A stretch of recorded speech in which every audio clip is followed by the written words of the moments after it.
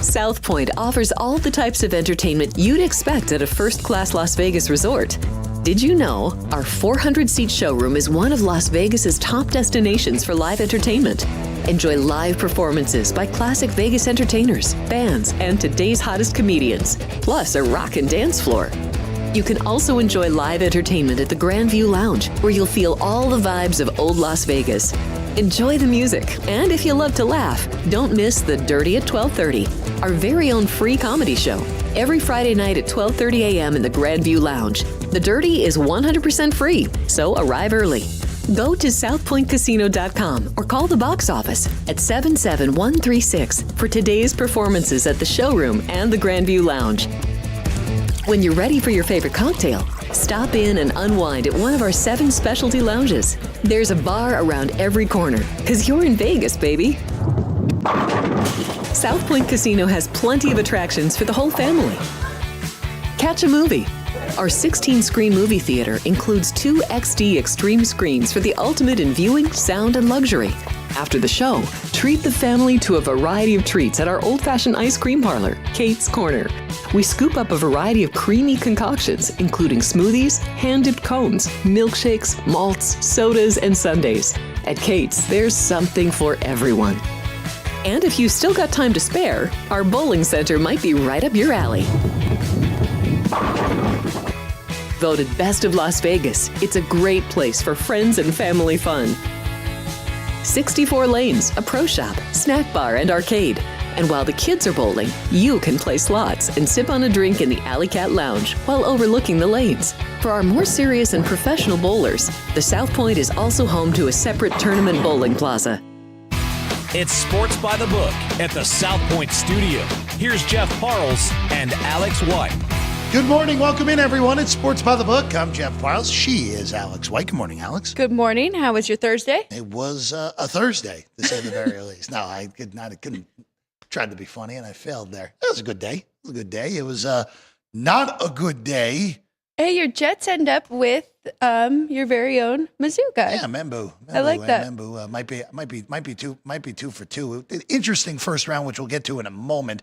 I was going to say it was not a good day if you were on the Golden Knights last night. It was not a good day if you had any Shedeur Sanders unders yesterday. It was not the greatest of days for Shedeur Sanders as he falls out completely of round 1. But we'll get to our draft thoughts today in a moment. Vinny Magliulo will be with us about 10:45 as well.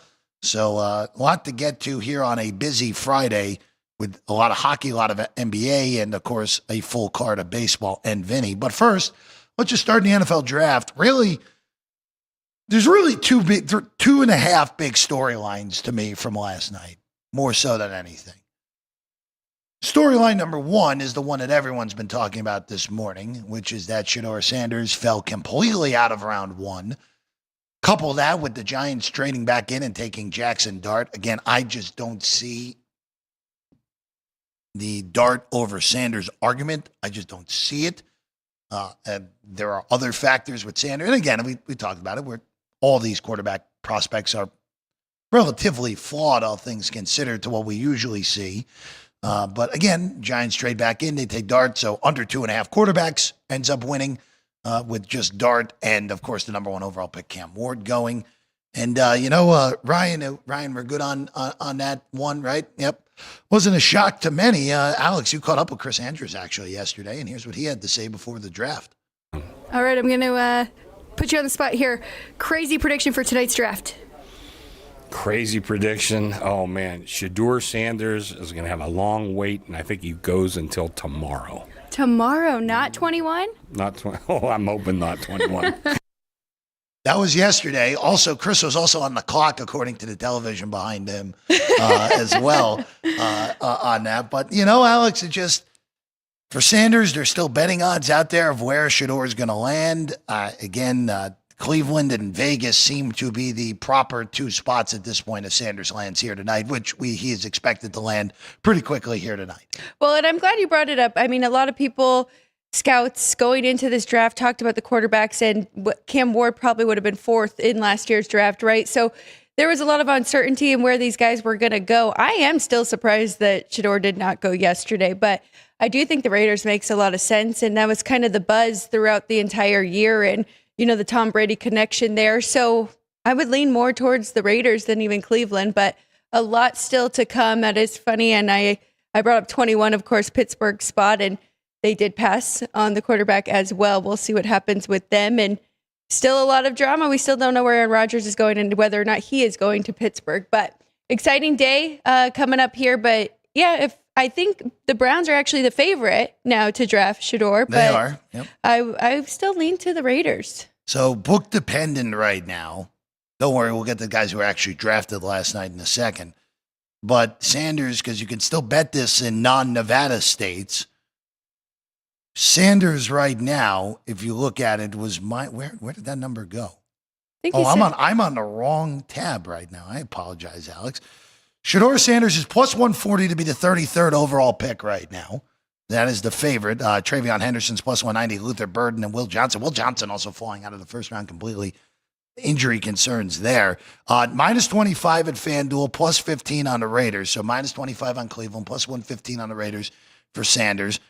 This is, again, shop around. At DraftKings, you can actually make yourself a little bit of a profit, assume he goes to one of these two teams.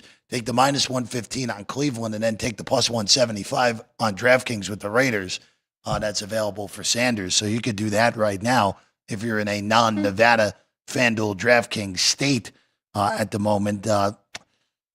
Be interesting to see what happens tonight. There are still a ton of high-end players on the board. Will Johnson, if he didn't have the injury concerns, might have been a top 10 pick. Luther Burden was rumored to be a top 15 pick for a chunk of this draft lead up, but still a ton of high-end players on the board heading into round two. Now to the guy. You have one last thought? No, I just think the bigger story even coming up here with Travis Hunter. Well, that's where we were going to go next. The guys who were actually drafted a night ago. So big trade. This, again, still not as many trades as I would have anticipated last night, but the big one came early, and got to give Mike Silver his due because he was the one who kind of hinted at this before anyone else did last night, about 15 minutes before Tennessee went on the clock. Tweeted that out, that things could be looking up in Jacksonville, and they sure were, as the Jags moved from 5-2 to take Travis Hunter, and they gave up a ton last night. You can throw that graphic up there, Ryan, so I get this right. 104 and 200 go the way of the Duval County natives, and then 536, 126, and next year's Jacksonville's first goes the other way for Cleveland, even though I before E except after C there. But Brandon Graham goes number 5 with Cleveland. And I'll just say this. On the Cleveland end of things. The Browns did a phenomenal job here. Phenomenal job. And they, as good of a talent as Hunter may be, and could he end up being a dual player and end up being one of the all-time greats? Yeah, of course, that's still picking at the top of the draft. But you get a one next year that could be another top 10 first-round pick, because I don't anticipate the Jags taking that big of a leap forward. But in the end here, Alex, I think everybody wins. Hunter gets to play closer to home, grew up in Sewanee, Georgia, which is just over the Florida-Georgia line. Not the band, obviously. But in the end, Alex, I think everybody won last night with that. I really do too. And I know Jacksonville did give up a ton for Travis Hunter, but I like it. I think they needed a big splash. I mean, they needed a change there, and they can use him on either side, right? And they do have a quarterback, so I think he wins as well, going there with Trevor Lawrence rather than to the Browns, who are still kind of in this weird spot, and with Deshaun Watson hurt and don't really have a quarterback there. So you're right, everyone wins in this spot, and Cleveland did a good job getting a ton for him. One other thing I want to just bring up from last night before we get into everything that happened. The Falcons, they actually, I thought, had the weirdest trade of last night, where, look, Atlanta needs pass rushers. I mean, I get it. And they took a pair last night. They took early out of staying home in Georgia. They took Walker with the 15th pick, and then they traded back in They take James Pierce, who, look, I think James Pierce is going to be an excellent pro. It's just a matter of staying healthy for him. But they traded back in and traded 46, which is a reasonably high too, a late round pick this year. And next year's one to move back in. Wow. Like just a very, very huge overpay for by the Falcons, who, again, I think could have gotten Pierce for a cheaper price with someone beyond the Rams. But that was one that stood out. And then the other thing that I will say, the Baltimore Ravens, who picked at the end of the first round, they took Malachi Starks out of Georgia, who is the absolute perfect fit next to Kyle Hamilton. And there are just some guys who, like, when you go into the draft process, not like high-end draft, like mid to late first-round picks are like, all right, this guy is like perfect for Team X. Yeah. Malachi Starks is perfect for the Baltimore Ravens. That was actually my favorite pick of the last 10 picks of the first round, of Baltimore getting him at number 27 last night, Alex. And they said it on the broadcast that the Ravens just have a way of being late in that first round, but having the perfect guy just fall to them. And it happens once again. I was really shocked that Warren was not the first tight end going off the board. That was another one, yeah. That, Loveland actually was, and definitely close, and was the number 2 tight end. But yeah, surprised to see Tyler Warren not be number 1 tight end. I'll just say this, and Ryan and I were discussing this a little bit before the show. I'm going to trust Ben Johnson's acumen on talent evaluation so far. There's no reason not to. And look, I like Tyler Warren a ton, and he landed in a perfect spot. I mean, the Colts, what a break, getting him at 14. Loveland's, I think, has a higher ceiling because he's a younger guy than Warren is. But look, I'm not going to doubt Ben Johnson. And for the Bears, they needed a tight end. And also, I know Ryan is happy that the Bears did not trade up and get Ashton Genty. Fell right in the lap of the Raiders at number 6, which, by the way, that 1, 2, 3, 4, 5 exact that we told you that was minus 210 when Genty going 5 didn't cash because Graham went number 5 to Cleveland. All right. Want to move to some hockey? Yeah. Here, Alex, let's go to some hockey here on a Friday. So last night in the NHL, Leafs win in overtime for the second consecutive game. They're up 3-0 on Ottawa, so it's pretty much lights out on the Senators, barring a historic collapse even by Toronto standards. The Blues put up 7 last night on Winnipeg to get on the board and make it a 2-1 series in favor of the Jets. And the other 2 last night, Florida is in complete command now. 2-0 win, 2-0 series lead. Bobrovsky wasn't really challenged much yesterday, so Tampa's in deep trouble now going to Sunrise and having to get out of a 2-0 hole against the defending Cup champs. And then, Alex, Vegas was flat the whole night last night in a 5-2 win for the Wild, and Minnesota takes a 2-1 series lead against VGK heading to Game 4 tomorrow afternoon in St. Paul. That one is very concerning, and I'm curious to see what Bruce Cassidy does and he can switch up the lines or what, but they are, turning it over, not getting anything going offensively. And Gustafsson has been very, very good in this series so far. The Tampa Bay side, they focused more on hits. They definitely caught up to Florida in that, but you're right. They didn't really challenge Bobrovsky and actually getting shots on goal. So that is a concern there. And I brought it up yesterday about Florida just kind of coasting and then knowing how to turn it on and playing, playoff hockey here. Even with Matthew Tkachuk going out, though, they were already playing playoff hockey. It's been very low-scoring games at the end of the stretch here, and they haven't been giving up much goals. So they have been preparing in that sense. Now they add Tkachuk, really getting their offense going there. Other than that, a tough loss for Ottawa. I knew once it was going and they couldn't get it done in regulation, Toronto was probably going to win that one, but I also knew when we left this desk here yesterday and all 3 of us kind of were deciding, okay, these ones are good ones, and none of us had the Blues. There was a good shot that St. Louis was going to shock us. And man, they did a great job in those first 2 periods, really just shutting down the Jets. Played a great game. 7-2 winners for St. Louis. They're still in it. Again, we'll get to these games tonight, but really, again, only 1-3-0 at the current moment, and is in favor of the Leafs. And the Leafs look good. If there's a year, they got to go on a run here. They look composed, but again, it's going to be a assuming Florida handles their business with a 2-0 lead, a whole different ball of wax having to go against the 2-time Eastern Conference champions and the defending Cup champions, as opposed to going against a team that hadn't been in the playoffs in 9 years. So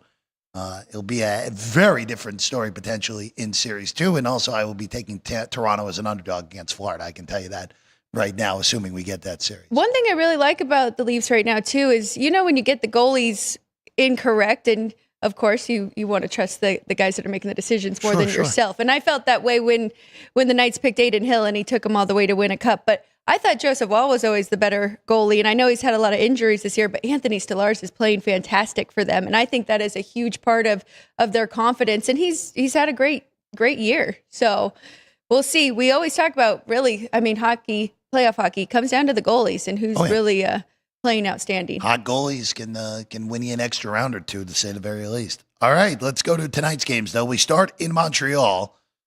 Canadiens, you know what? Canadiens played 2 pretty darn good games in Washington. It just wasn't enough. In the end, the Caps take both tonight. It's -120 on Washington at Centre Bell in Montreal. Even money on the Canadiens, 5.5 the total. I will be on Montreal tonight. I'm going to see where this number goes. The best number in the market right now is +104. That would be where I'd look. It actually hasn't moved in 2 days, that side. So Chris and Company's number, pretty darn sharp at the moment. I would just look for the best price on Montreal tonight. They've played more than well enough in this series to at least get a game or two. My ambitious, they're going to win this series in a monster upset, I don't think is going to happen at this point. But they played more than well enough to at least get a game 3 and not get swept out of here, Alex. And I think my bet for this game actually kind of correlates with that. I expect urgency, some desperation here from the Canadiens, and I like the over. I like over 5.5 here. And I know we've seen 2 low-scoring games, but I actually made it 6 here with it switching venues.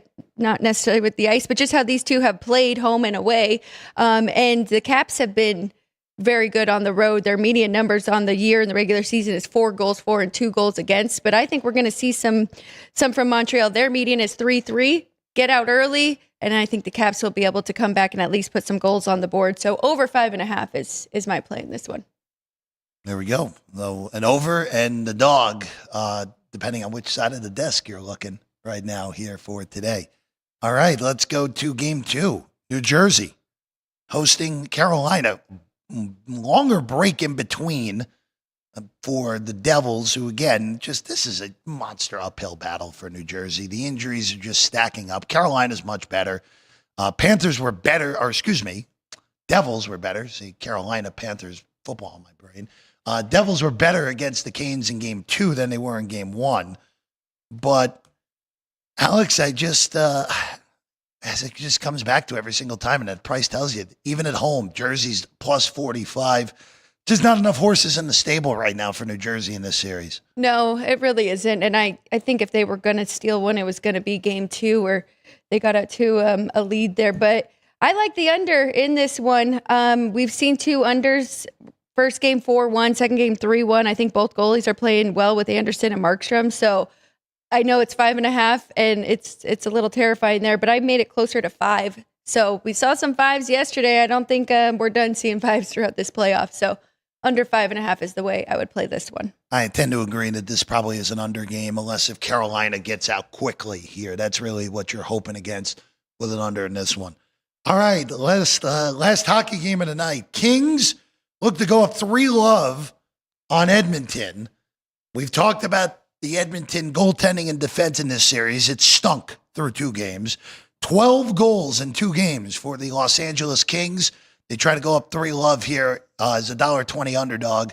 6, Alex, you still get 6. You still want to go over that here tonight? No, I really don't. Because, I mean, if Edmonton's going to have a chance to win this game, they've got to lock it down, and we've got to see better play from Skinner. This is always the interesting part, I think, when it comes to the playoffs. It's like, where does the coach go from here? Pull Skinner, give Pickard a try? You don't want to go down 0-3. So Skinner, it looks like he is expected, and I like the Edmonton Oilers tonight. I think that this is a desperation spot. They're back at home. We'll see. I know playoff hockey completely different season, but the Kings struggled on the road all year. They were in their own home building the last 2 games. I'll give it a shot tonight. -140. I think that's a good price here with a desperate Oilers team. Kings now 5-1, 5-1 in 6 games on the air against the Oilers. So they have had Edmonton's number. And funny enough, the only game Edmonton won was a 1-0 game in Edmonton earlier this year. So, yeah. There you go. Now one. All right, let's shift over to the NBA. 3 games tonight. Last night, honestly, Knicks win. They looked like they were going to have a problem there. By the way, the game landed 2. So, like I said yesterday, I did like the Pistons plus the 1.5, but you needed the 2 to feel a little more comfortable, and it lands right there. The Clippers annihilate the Nuggets in a nightcap, 117-183. Clippers have just been the better team in that series, and if it wasn't for the collapse in Game 1, that series would already be over. And then, look, I understand that there's no lead safe in the NBA anymore. But the Grizzlies blew a 26-point halftime lead last night. They scored 31 points in the second half. Oh. Thunder win 114-108. Thunder don't cover, but again, they were down 26 at halftime. This series was already over before it started, but now it's, again, Thunder can just wrap this thing in. I don't think there's a gentleman's coming. I think this will be lights out tomorrow afternoon in Memphis for the Grizzlies. If there was a shot for the gentleman's sweep that my dad did bring up yesterday, it was yesterday's game. And I mean, they did cover that big number at 10, but now how do you come into the next game? Where is your confidence right after blowing a lead like that and having a chance to actually make the series 2-1? By the way, it's 14 tomorrow with Oklahoma City. That's the current numbers out there for game number 4 tomorrow afternoon. 14. Pretty good there. I will bring up, and we were on the desk last year going through NBA playoffs, and we talk about it all the time, but that closing it out is always the toughest. So we'll see how this NBA playoffs goes. Going to the games tonight, we'll start in Orlando.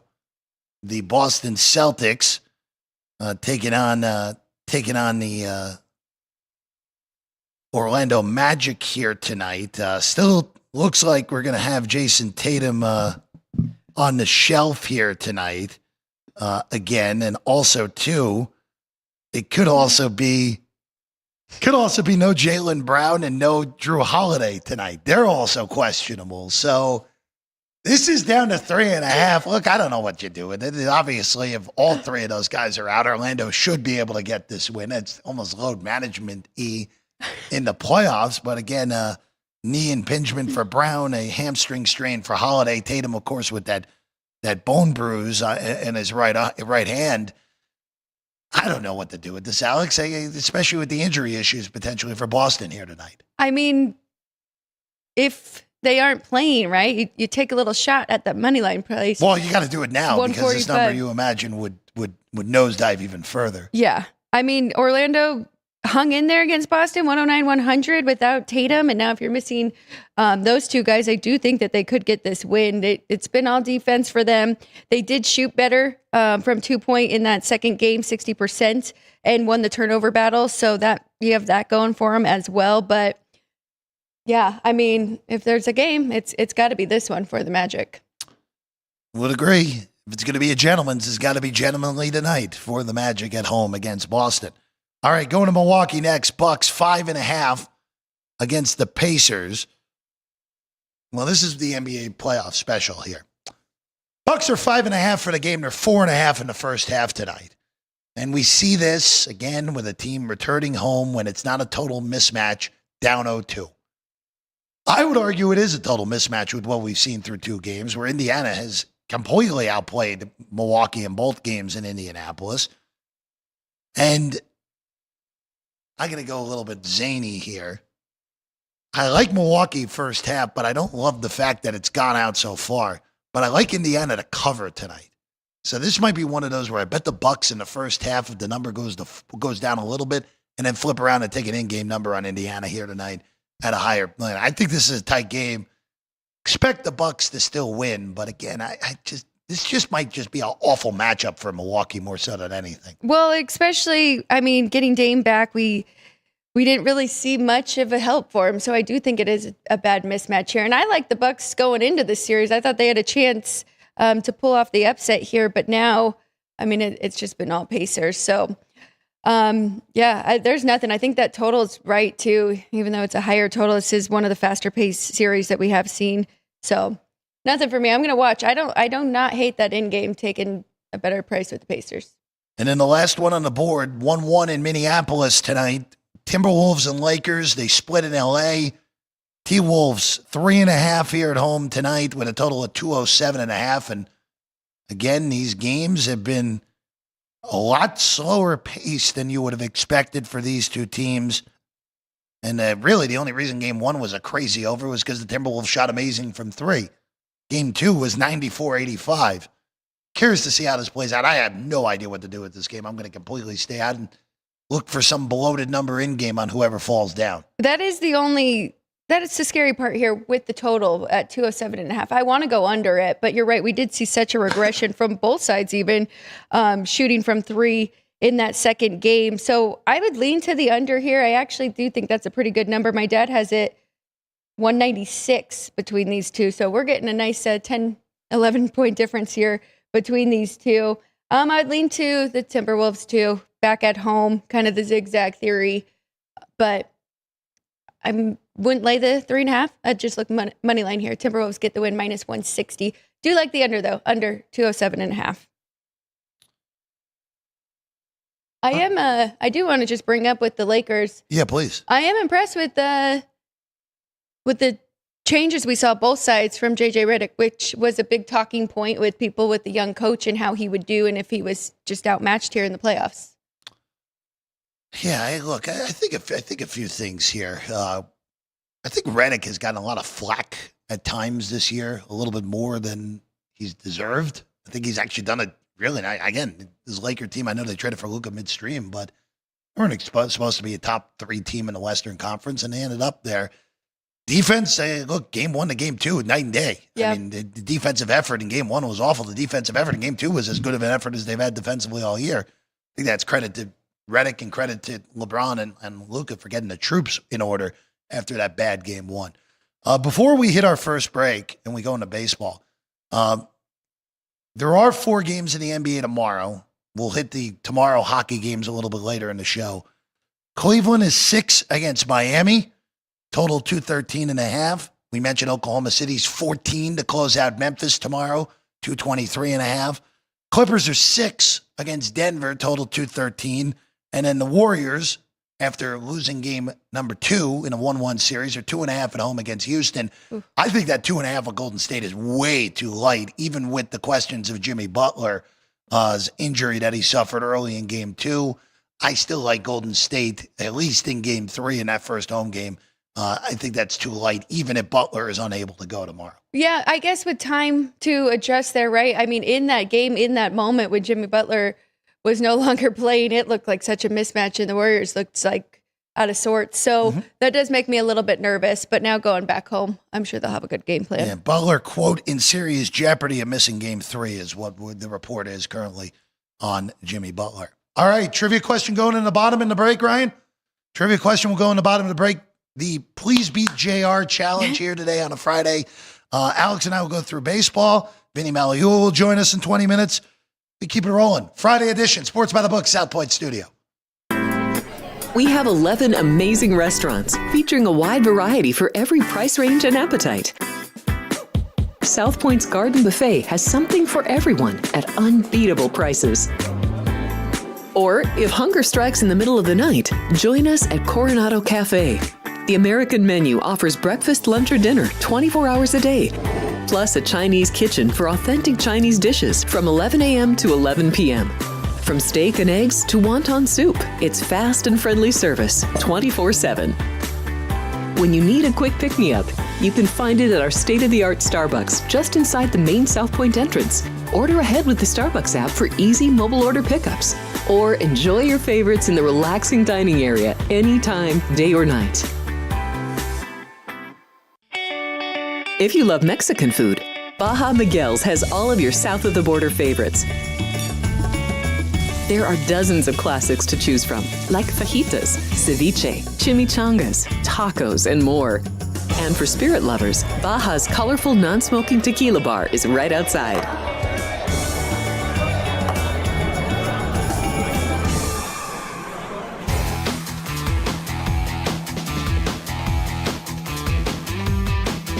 Welcome back in Sports by the Book, South Point Studio. Jeff Parles, Alex White here on a Friday. Let's go into baseball, and we begin in Chicago. The Red Hot Cubs, who, and we mentioned it the other day, their offense is playing at an absurdly high level. And Alex, I'm just going to continue saying what I've said until proven otherwise. To me, the top 4 teams in baseball, in any order you want to go in, I will listen to you. Of Dodgers, Padres, Mets, and Cubs. Any order of those 4, no problem. But then I think there is a considerable gap to everybody else, even though, again, the Yankees, Detroit, the Red Sox, there are some, even the Diamondbacks, if you want to throw them in there. If you still buy the Phillies, even though I think the Phillies are in a world of hurt at the moment. There are other teams you can say, all right, are in the next slot. But the Cubs, I think, have joined that group of the Padres, the Dodgers, and the Mets, who currently own the 3 of the 4 best records in baseball. The Giants are up there as well at 17-9. But here we go today. Colin Rea against Taijuan Walker. Minus 55 on the Cubs, plus 40 on the Phillies. And we got ourselves a yellow-orange game, according to Kevin Roth of Roto Grinders, which is not a good sign with the wind coming in from left. And with these starters, it kind of tells you that a total of 8 means that the wind's blowing in here tonight. Yeah, it does. Or this afternoon, I should say. Sorry, Alex. Except for Colin Rea's been really good. It'll be his 3rd start this year. In the first 2, he didn't go that far against the Dodgers, 3 2/3 innings, but the second one against Arizona, 4 2/3, just 1 earned run, 5 hits in that game though, 5 strikeouts, 0 walks. So I do think that he's really got command right now. I like that side, minus 155. They've just been the better team, and I don't have a problem with you saying those 4 are the best teams, however you want to put it. I agree with that completely, and looking forward to next week. We'll talk some futures, maybe awards. Maybe could find a better price on even say the Dodgers, who were crazy favorites going into this year, but excited to talk about that. So with the wind blowing in, I can't really do much. Maybe look at the Cubs side, maybe even Cubs first 5. I did forget to look at that number while I was looking, but you can get some better prices if you're laying that half a run. So that's the way I'm going to look for this game. Cubs $1.60 first 5. Especially the Phillies on the road have really struggled. They played better at home so far this year. Phillies are not playing well. Not playing well. 4 straight losses. Citi Field has been a house of horrors for them as they got swept in New York earlier in the week. But bad stretch for the Phillies, and look pretty listless during the week as well. A little bit concerning, and going now to a place where the Cubs, again, electric offensively to begin the year. And then Taijuan Walker, he was day to day, right? It's a finger, but it looks like he is going to go. He's going to go, yep. Walker obviously was terrible a year ago, but so far okay to at least begin the season for the Phillies. We'll go to D.C. next. Kodai Senga and the Mets take on Jake Irvin and the Nats. Jake Irvin has pitched well historically against New York. Plus 160 on Irvin as a dog, minus 75 on Senga, who has been brilliant to begin the season for the Mets. Total of 9.5 now in this one in D.C. here at the South Point. You can get minus 20 on the 9.5. The rest of the market is 9 juice to the over in this one. I would only look at the Mets run line here in this one, minus 1.5. You got the road team. Senga, like you said, his last start, 5 2/3 scoreless innings, just 3 hits, 2 walks. He struck out 4 in that outing. So he's been very dominant across. He's pitched now 22 2/3 innings in his first 4 starts. Irving, I do think, has been pretty good. So, maybe we could look up even first 5 under or full game under here. Is it still 9? 9.5 now. 9.5 at the South Point, yeah. Okay. So that makes me a little worried. I don't want to go against the steam there. I would go Mets minus 1.5 here. Run line for Alex in this one. Let's go to Milwaukee. Oh, by the way, one last quick note on the Mets. Soto isn't hitting, and the Mets have the best record in baseball. That should be a scary sign for everybody else if that is the case. And now, missing a couple starting pitchers. Oh, yeah. Manaea hasn't thrown a pitch yet. Montes hasn't thrown a pitch yet, but the Mets are 18-7. And again, Alonso and Lindor both played at MVP caliber levels so far, but still, Soto's done nothing, and the Mets are 18-7 with a 5-game lead in the National League East. Going to St. Louis next. Brew Crew. Cardinals, I think, very happy to be home after just a disastrous road trip for them to New York and Atlanta. Liberatore and Patrick, your matchup here tonight. $1.30 on the left-hander for St. Louis with a total of 8 in this one, Alex. I really like Liberatore. He pitched well against the Brewers in the past. He's done well so far this year. Of course, he did take the loss against the Mets, but allowed just 2 runs on 6 hits, 1 walk, striking out 6. So I do think that he can go pretty far in this one. Maybe avoid... No, because the Brewers played yesterday. The Cardinals have a little bit of break, so I'm not going to go first 5. I'm going to go full game in this one. I think that's a pretty good price on the Cardinals back at home, -130. Big thing with Liberatore has been avoiding the big inning. He's had at least 1 inning in each start that he's given up at least 2 runs in. Other than that, he's been brilliant. He has to avoid giving up the big innings. I am not betting on the Cardinals right now, though. They just they're not sharp at the moment. So, but it would be a lean to St. Louis if you made me play something in this game here today. All right, we go to Denver next. The Rockies are 4-20. Is that good, Alex? 9.5 games out of 4th place on April 25th. No, not Yikes. They take on the Reds. I hate betting sides at Coors Field. Just not a fan of it. That ballpark can play so ridiculously, and you can end up with all sorts of wacko stuff. It's Freeland and Abbott. I know the Reds aren't playing well. They just had a mediocre series in Miami. But you're giving me Abbott, who's actually pitched pretty darn well to begin the year, and Freeland, who is only an ace because the Rockies have no good pitchers, and Freeland's been awful also to begin the year. Yeah. You want to give me $1.20? As good as $1.16 on the Reds? I'm on Cincinnati in this one. I think that price is too short. Again, I really do hate betting sides in Denver just because of the way that ballpark plays, but that is too good of a price to pass on Cincinnati here today. I'm with you. I think that you have a complete pitching matchup. Abbott's been really good. Allowed just 1 run on 2 hits, walked 1, striking out 11 across his 6 innings against Baltimore. If you look at the offense from the Reds too, I mean, in their last 7, taking a pretty big sample size, they're 158 WRC plus. So I think they can get to Freeland here in this one. So you're giving me the better pitcher and the better offense at -120. I think that is a definite play today. Going in the next one, good pitching matchup in Phoenix tonight. It's Gallen and it's Sale. Braves on the road after the Braves stabilized the ship at home this week, a 5-1 week in Atlanta, which was needed to stabilize the ship for the Braves, who, again, dug themselves a big hole. They're 7.5 out of the division already. They're 10-14 overall, but a little bit better. -30 with Sale here at the South Point, +115 on the Diamondbacks, total 8.5. Would only be a look to the homestanding underdog Diamondbacks in this one at that price. I'm with you. I think this is just a little bit too high here on the Braves. It's not a big enough difference. I don't have 20 to 25 cents to jump in on the dog, but that is the way I would look. I mean, it's been pretty underwhelming for both of these starting pitchers to start the year. And Chris Sale, maybe they just really went all in on him last year, and, they didn't have Strider, so he pitched more than necessary. He's just taken some time to come back this year. But I would definitely lean to the home team here. Be a lean for both of us to Arizona. All right, now we go to the dynamite pitching matchup at Chavez Ravine tonight. Paul Skeens, Yoshinobu Yamamoto, the pitching matchup tonight at Dodger Stadium. Both of these guys, Yamamoto, to me, has been the best pitcher in baseball so far this year. He has just been dominant. And Skeens, look, again, numbers are not as fancy as Yamamoto's, but Skeens has obviously pitched great. And again, when you give up multiple runs with that offense, you could be in a little bit of trouble there with that Pirate offense that has obviously been poor to begin the season. They did just take a series down the I-5 in Anaheim, so easy bus trip north to L.A. Boy, you're getting that sort of price on Skeens.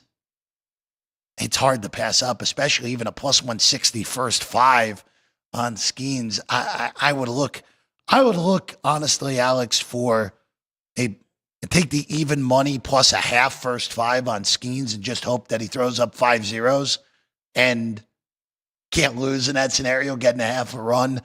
I also like under 3.5 first five. I don't think there's going to be much offense while these starters are in the game here, Alex. I'm on the under 3.5 first five. I think that is a fantastic bet between these two.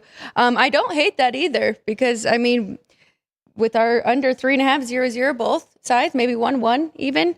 So I like that one as well. But yeah, both of these pitchers have just been so dominant, especially Yamamoto. I mean, he's coming off a 7 shutout inning. So I definitely like under 3.5. I think that's the best play.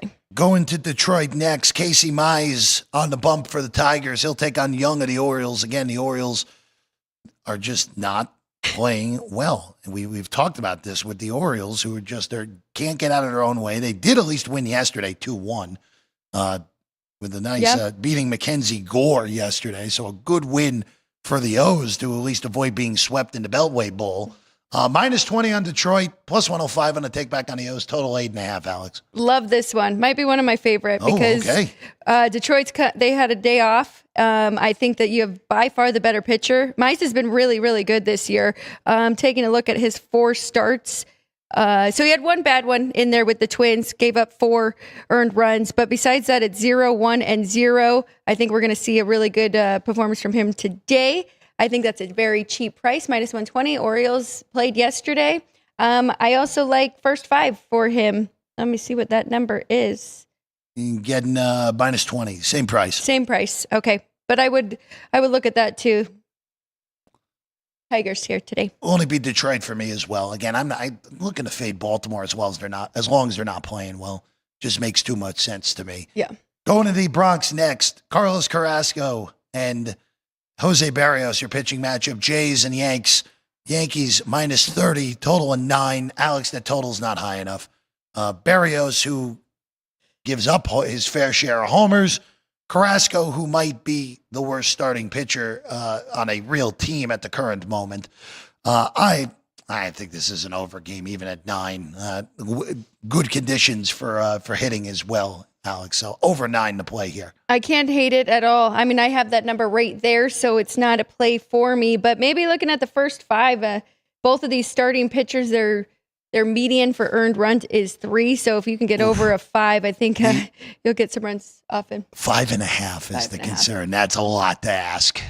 A lot to ask. A 5.5 in the first 5 on that one. Yeah, especially with a 9 here. I mean, the Red Sox game the other day was a 10, and it was 5.5 in the first 5. Even with 9, I'm with you 100%.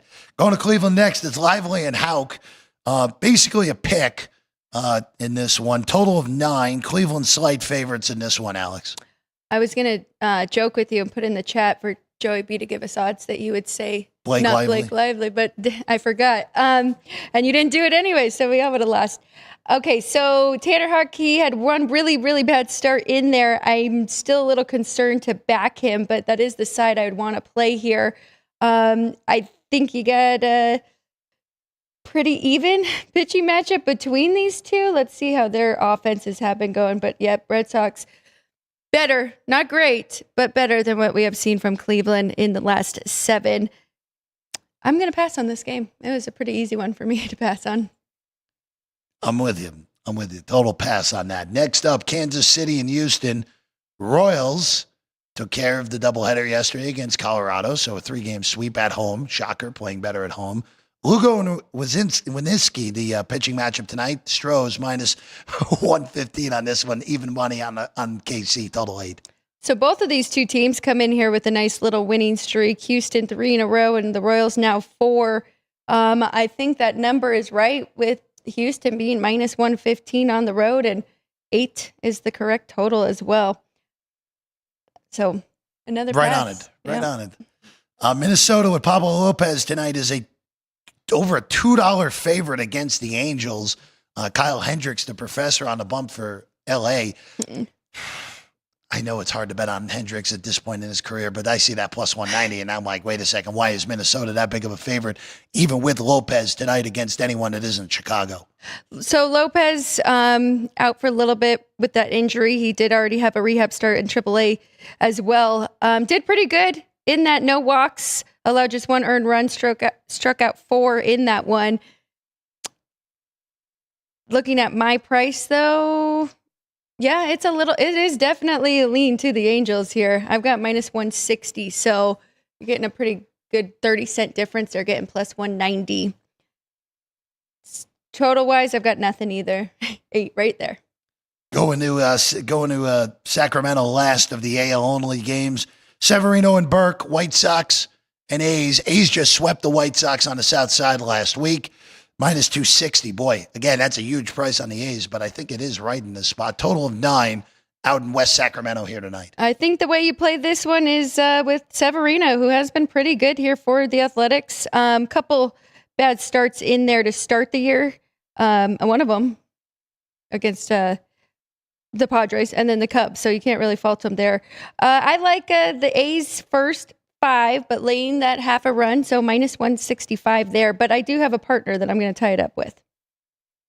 First 5, minus half a run, minus 165. We'll get to that partner in a second, I would imagine, right? As we get 3 games left here, we go to Seattle first. All these interleague games out west here tonight. Marlins and Mariners. Mariners are almost $3 here tonight with Logan Gilbert. Total 7.5.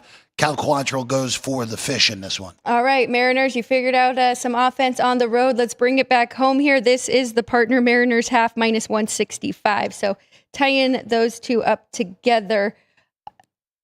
Even, should we go under first 5 as well? No, let's just stick with the Mariners half a run here, minus 165 with, of course, the Athletics. Padres and Rays, minus 40 on the Padres with Michael King. Boz at plus 125, total 7. I think this is a good price on San Diego here at home with their best pitcher on the bump. Kind of surprised this isn't out to like minus 170, even though Boz has pitched well to begin the year. I like San Diego minus 40. He has, and you're right. We have one of the better pitchers on the other side with the Athletics and the Mariners. Of course, we had the White Sox and the Marlins. So huge price there, but still, I definitely trust Michael King and the Padres. I like this home team as well. I like it at minus 140. I like first 5 if you want to lay that minus 140. But of course, Tampa Bay played yesterday, so Padres should be fresh. Bullpen should be fresh. They have been one of the best bullpens in the league, so I wouldn't even worry about that part. Or if you want to lay the half a run, I saw even money out there for the Padres to be up after 5. And then the last one, Alex, Verlander and Eovaldi, Giants and Rangers at Oracle tonight. Total 7.5. Giants minus 10. Texas minus 105. I like the better pitcher, and that's Nathan Eovaldi at this point, and I will be on Texas.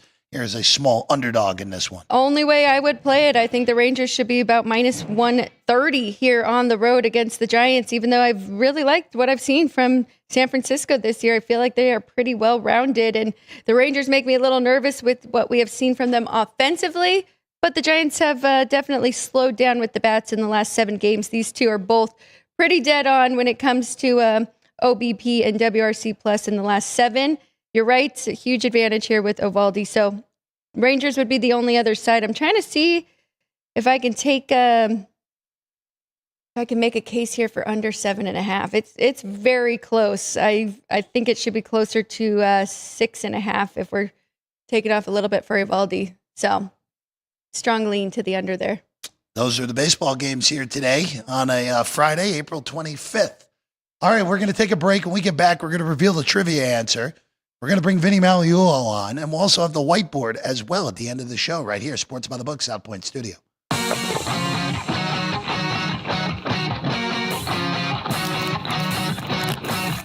Once you've satisfied your hunger, get ready for more of the hottest casino games in Vegas. Our 24-hour, 30-table non-smoking poker room proudly hosts all the most popular poker games with a variety of betting limits. Visit the poker room for a schedule of daily tournaments. Whether you're going to hold 'em or fold 'em, the best place for poker is at South Point Casino. You'll notice that our craps tables are usually the loudest in the casino. If you've never played, join one of our free craps lessons to find out what makes this game so exciting. Check with the craps dealer for schedules and give it a roll. Bingo is also an exciting way to spend your time. We offer 7 sessions of bingo every day. Bingo! And each session includes a cash ball jackpot, 12 bingo games, a progressive double action game, and a $10,000 bonus coverall. Electronic units are available. If you haven't played bingo with us, give it a try today. Guests can also get in on the action at our one-of-a-kind race and sports books. 2 separate rooms designed to maximize your experience and comfort. Our sports book, with over 400 seats, puts you right in the middle of the action, 24 hours a day. The friendly ticket writers are happy to help, and it's conveniently located next to the famous Del Mar Deli, where you'll find supersized portions of delicious deli items like roast beef, pastrami, and Reuben sandwiches, or soups, salads, and pizza, plus spectacular desserts fit for a king. And right next door is the race book, over 150 seats, each with its own TV screen. There are 16 interactive player terminals, so you can bet right from your seat.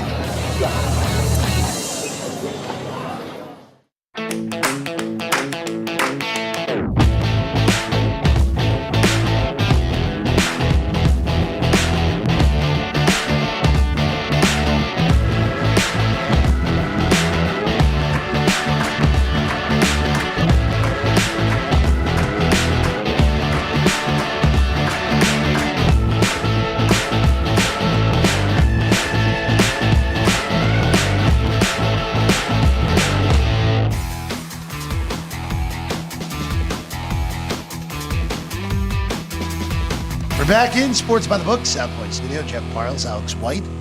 And now joining us, and we're going to ask him the trivia question and see if he gets it right before we reveal the answer and who got it right in the chat first.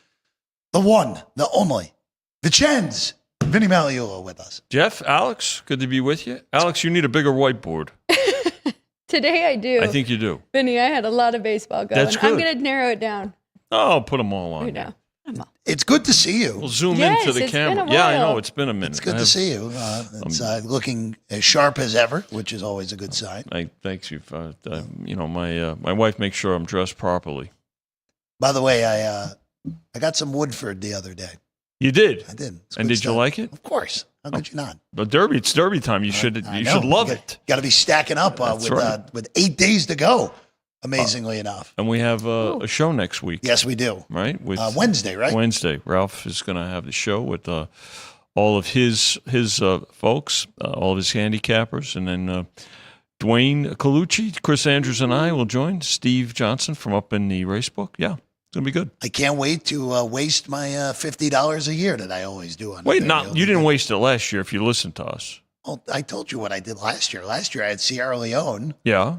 in every race that he didn't win, and then of course when we got to the Classic, I didn't bet him, and he won. And You know, I told you. I did. Remember, I did this intentionally. I told Ralph, Yes. hey, I'm not betting Sierra Leone in the Classic because I know if I do, he's going to lose. we all loved him. I know. That's why I didn't do it. I sometimes you have to fall on the sword yourself, Vinny. So that's what I did for everybody Way else. to take one for the team. 100%. Very good, Jeffrey. So, all right, trivia question today, Vinny. Yes, sir. Which former NBA player holds the all-time league record for double-doubles? It happens to be their birthday today. The all-time record for double-doubles. Now, keep in mind, they did not keep track of double-doubles in the early times. So, no Bill Russell on this because they didn't keep track of that statistic back then. Was it Karl Malone? It's a good guess. It's the right era. It's the right position. It was Tim Duncan. Tim Duncan. Okay. Yeah, Tim Duncan. All right. Malone's a good guess. That actually probably would have been number two. Well, I mean, him and Stockton, probably the best pick and roll combination in probably might be the best combo ever not to Yeah. win a title in the league history. Also, it was Tim Duncan Okay. who got it in the chat? It is God. Nick got it today. It was not JR. So there you go. I will say, I think Tim Duncan, even though he's first ballot Hall of Famer, he won 5 or 4? I think he won 4 he won 5 in San Antonio. Might be the most underrated player in the history of the league. Very steady, very Just consistent. great. Played. You heard me. Yes. No load management. Yes. We have a little load management going on today, actually. 99, 03, 05, 07, 14. Yep, it was a 5-time champion for Timmy D. All right, Vinny, I want to start hockey with you. Oh, I want to start hockey with you. Please. Yeah, that's a good start. Yeah. You probably want to start with the team that plays on Las Vegas Boulevard. Well, here I'm just interested because I know Chris came in. We talked a little bit about a few minutes with Chris before the show. That was a good result for you guys last night, obviously. The result, yes. From a bookmaking standpoint, yes. But now I'm just curious here. Vegas is still favored in the series, minus 115, which, again, down 2-1. They're minus 145 tomorrow in the game number 4, trying to get this series back here to Vegas at 2 apiece. Yeah, and, Chris and I, we were talking with the staff about the fact that they're still favored slightly in the series, not just here in Nevada. I think the reason for that is the fact that just the way they were, went into the series, right, and how much they were favored there against the Wild. They can't lose 3 in a row, can they? Ooh. I could tell you what, yes, they can. So, is it a bit regional bias here? I think so for part of that, but also at some point the belief is that the Stones and the Eichels of the world are going to get things right. Now, all that said, the reality is this: the Wild. Again, this is a classic example of throwing out the regular season, right? Because the Knights have owned the Wild, not only, here in Las Vegas, but in Minnesota, right, for the last few years. The Wild got healthy at the right time of the year. They got healthy right at the end of the season. By the way, they qualified for the playoffs in the last game of the season. The other part is goaltending. Gustafsson has been far better. And, in fact, you might see Schmid start Game 4. He came in third period yesterday for the Knights. Would not shock me if he starts. Remember a couple of years ago when he was with New Jersey and the Devils were going up against the Rangers and in their series, in their playoff series. I think the Rangers were up in that series 2-1, if I'm not mistaken, or 3-2 or 3-1. And Schmid really came in and bailed out the Devils, and the Devils eliminated the Rangers in that series.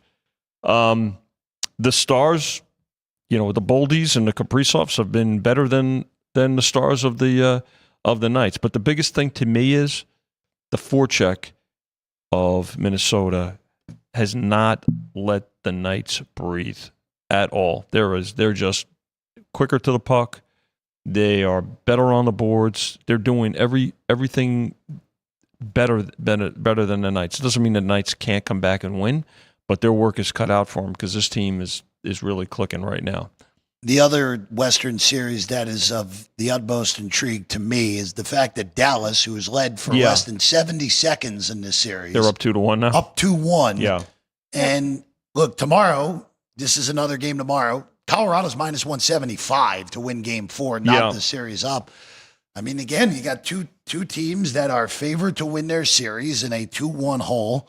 Colorado's an underdog now. They're plus 125, but they were the favorite going into this series, obviously. Whatever healthier, too. And Dallas had all those injuries, as you just said. The sustainability for Dallas just doesn't seem like it can hold up. But again, in a best of 7, the law of averages doesn't always win when we talk about a best of 7. And again, the playoffs are so different, right? I mean, and everything, and in hockey too, right?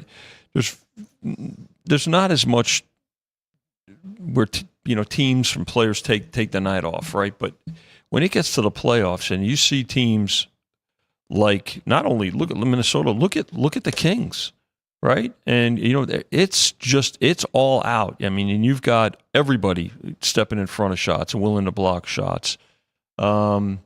It's a situation where you cannot take any time off.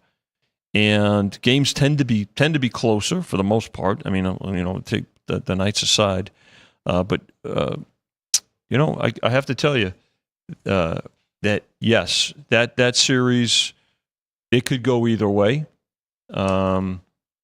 Edmonton's got their work cut out for them. I mean, this is the first time they've met. I think this is the 4th year in a row these two teams have met. Edmonton and LA, yes. And LA, but it's never been to where one of them has been up 2-0. At this point, the Kings are another great team in terms of a good forecheck.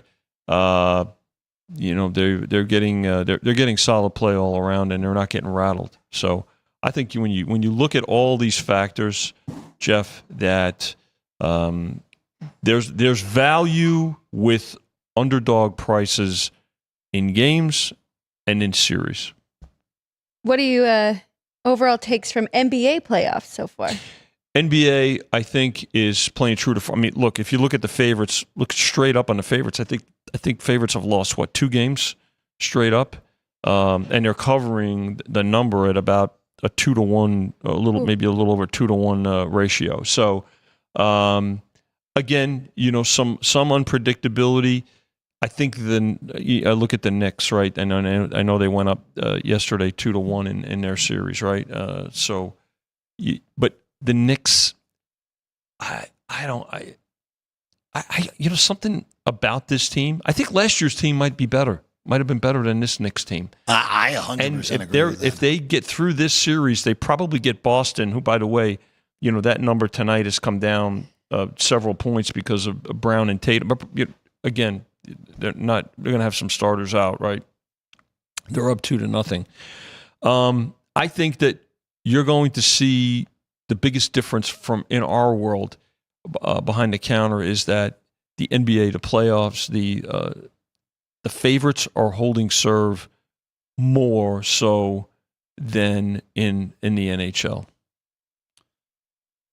Just want to ask you about baseball before we get to the whiteboard here on a Friday. I have, again, been pretty strong with this, and I know it's 25 games into a 162-game season, which is an eternity. I feel like the top 4 teams have separated themselves already from everybody else. My top 4 right now are the Dodgers, the Padres, the Mets, and the Cubs are my 4th Cubs right are now. mashing. Where the Cubs' offense has just ridiculous. been unbelievably good. There are questions pitching-wise, but the other common denominator of those 4 teams, though, I just mentioned 4 National League teams. Yeah. It just feels like the divide, even though, you have the Yankees, you have the Tigers, you have the Guardians, who are all with pretty good-looking records right now. Yeah. It feels like that the NL is so skewed at this point to being the better league than the American League as a whole, at least early on. Yeah, I would say that. I think that's a fair statement, Jeff. And then you've got some surprises there too, right? With the Giants, I think they're a surprise. You look at the National League West. I think the Phillies are going to get their bullpen right at some point during the course of the year. So you know that Atlanta is got a good farm system. So the National League East figures to be more competitive than it is right here in the first couple of 3 weeks of the season. Cubs, I mean they'll address some pitching because we know they can hit. But overall, I would say that the stronger league is certainly the National League, and but somebody is still going to surprise somewhere. I mean, 2-team race in the AL Central, Tigers, Guardians, Kansas City, good young team. They again, you can see as the season progresses what's going to happen there. Seattle, I think they'll get steadier. But the thing is, and we can't overreact. Remember, I think the most recent case in point is the Washington Nationals when they won the World Series, not so long ago, and they had that disastrous start. They, I think, were 16 games under 500, almost 20 games under 500 going into the middle of the summer, and then they just came on, and that happens in baseball because of the length of the season and because it takes time for some teams to start gelling and things like that. Jeff, you mentioned the Mets. I mean, listen, they can't do anything wrong right now, and I think it's what's scary is the fact that they're not healthy. Particularly, they have the best ERA in baseball, and their pitching staff is not in their second 100%. best pitcher hasn't thrown a pitch yet, and Soto's not hitting. And Soto isn't hitting. So is that pretty scary? Yeah, but again, trust me. The Phillies have too much talent and can hit the ball, and Wheeler is as good a starter as there is. They'll get some things right, and I think the Braves will be heard from too. Just to go back to your 2019 Nats, who were the ones the 2019 team, they were 19-31 through 50 games. Yeah, think about that. 12 under. Right, and so you say, well, then you look at these teams and how bad they are and this and that. Look, you can't overreact Now, are there some teams that you can say, well, listen, they're going to need so much more, and who's going to spend and who's not, and who's got a good farm system and who doesn't? Sure. But it's way too early to start making some teams, like, you can't overreact with the Cardinals. The Cardinals are a good, solid organization, right? And at some, they've got a ton of games left head-to-head with the Cubs. You just can't eliminate, the Phillies, and that's why you see the Phillies still – for the pennant, just under 8-1. So there's still time, but for the start that the four teams you mentioned that they've gotten, hey, credit them for that. How about this pitching matchup we have going today with the two Cy Young winner favorites right now? Paul Skeens is plus 240 and Yamamoto is 4-1. And we've got these two going head-to-head tonight. Well, I think it's also, there's still the offensive part, right? And how long, can Skeens, get to, a couple of times through the lineup? Okay. I mean, and the Dodgers just, even when they lose, they score runs, right? Yeah. Now, Skeens, sure. But the other thing about Skeens, too, is I don't know if is he going to have as good a year this year as he did last year, right? Because, again. We're seeing not yet. Not because – hitters, they study. I'm not saying everybody does what Tony Gwynn did, and film every at-bat and film, pitchers and go to the film room and everything like that. I mean, he was just amazing with that. But hitters will adjust as well. And I think when you look at the lineups, I mean, if Skeens is a little bit off, the Pirates hitting cannot keep up with the Dodger hitting. Plus 85 on the Pirates tonight. $2 favorites, Dodgers are. One last one, Vinny, before we get to the whiteboard here on a Friday. Yep. NFL draft. Yeah. Which means which means, of course, that we're getting ever closer. We're going to actually know the order these teams play each other in on May 14th. That schedule release date was very the schedule, but not the sequence of. Oh, we'll know. Right? They're going to put the sequence out on May 4th. They're going to do it earlier this year. That's about where they Didn't they usually do it later? Because we always got the games first. We've known since week 18. Which we pretty much have those, but I think they bumped it up a little bit this year. Go ahead. Anyway, so I'll just ask, timeline for everything NFL wise for you guys. Well, the other thing is too. Did anybody do anything to? In the first round, warrant any changes or any significant plays in terms of futures? Not really. Although I would say that the Browns. I think the Browns did the best job in the draft so far, and I think they're going to, I think they're going to be the beneficiaries of a good solid draft. But as far as what we typically do, Jeff, is. We'll wait for the schedule. Then it'll be, divisions, right? Division prices. We've got the conference and the Super Bowl up now. Typically, it'll be division prices. Then you start breaking down, and looking at regular season wins. Week one, we'll follow after that, and then. Some season-long props, but as far as pinpointing dates, it's still, it'll be way after the NBA and the NHL playoffs. Alex, I should say way. I'm I mean, ready. My gosh, it's almost May now. Sometime, June and July. May, yeah, Vinny. It's April 25th. April 25th. Don't blink. Third of the way through the calendar year already here in 2025. All right, we'll let Alex get the board all set up here. We got to Zoom. We need a Zoom. This is ridiculous today. Ryan's going to Zoom. There's a partridge in a pear tree on the board here today, Vinny. Excellent. 6. I know it's a little early for Christmas, but never. Exactly. Alex is giving out Christmas gifts now. There we go. Ryan, go ahead, roll with it, my friend. When you are ready over there is the whiteboard on April 25th, 2025 is live with Alex White. Well, I like way too many favorites today in Major League Baseball. We're going for it. I like the Mets. I like them on the run line, though. They are on the road. Run line -110. The Reds as well. -120 for the full game. I also like sprinkle a little on that run line at +135. Two home teams I really like. as well as the Cardinals and the Cubs were also on there, but I had to get rid of some. Padres, minus 150 with Michael King on the mound. I also like minus half a run in the first 5. You're getting even money. And the Tigers, minus 120, rest day yesterday. Also like half a run, first 5 plus 115. 2 unders I like. We just talked about it. Skeens, Yamamoto, under 3.5, first 5. And then Rangers and Giants, I'm going to go full game under 7.5 there. It's a lot of baseball. A lot of baseball on a Friday here. Yeah, and hockey, one of my favorite sports. Not seeing it great right now, so I'm going to take a little break. I had a couple leans, but yeah. You pay attention to your leans and see how we get through these rounds. Yeah. Yeah, just again, this is a very interesting few days coming in hockey. We'll of course. Cubs are in a rain delay already for the opening game. That's good. All right, so that you got more time to bet that Cubs Phillies game. That's going right now. But for hockey, be very interesting to see how Tampa bounces back after losing 2 straight. They flip around, play tomorrow in Sunrise.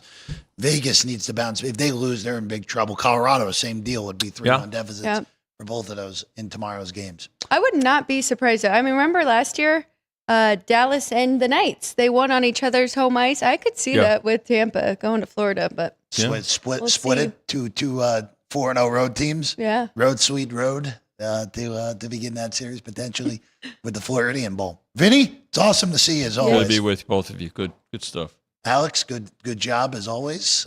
You and I are back on Monday. Recap NFL draft. Could be recapping some playoff series as well in both the NBA and the NHL. Shout out to the crew, Ryan, Drew Dog, Sean, Vince here today, Ann and Jerry from afar here on a Friday. I'm Jeff Parles. Baseball futures, baseball. We're gonna have award talk on Monday. Yes, award talk on Monday. Excellent. Some, it's almost May. Yeah. It's May on Thursday, so might as well look at it a month plus into the season. I'll see you again next time. Sports by the Book, South Point Studio.